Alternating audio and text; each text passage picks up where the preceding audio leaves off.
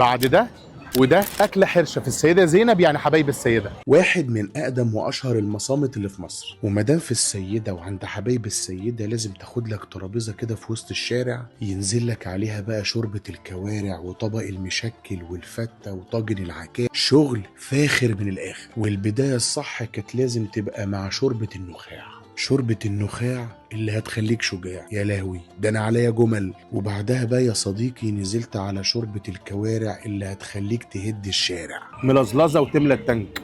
حته الكارع دي ما تتاكلش الا كده.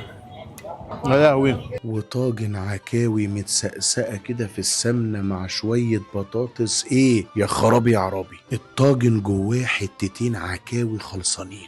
يا لهوي. وطبعا بقى بطل الحفل طبق المشكل اللي فيه كل اللي قلبك يحب، لحمه وكبده وكفته وفشه وحبيبك بقى الممبار.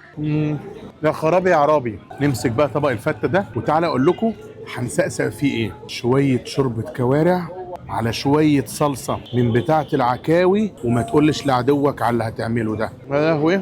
وما كانش ينفع ابقى هناك في حبايب السيده وما قابلش الحاج حسن، بركه المكان كله اللي اول ما شفته حسيت بطيبه وبركه زمان. اوعى تنزل السيده من غير ما تروح تجرب حبايب السيده. يلا جو.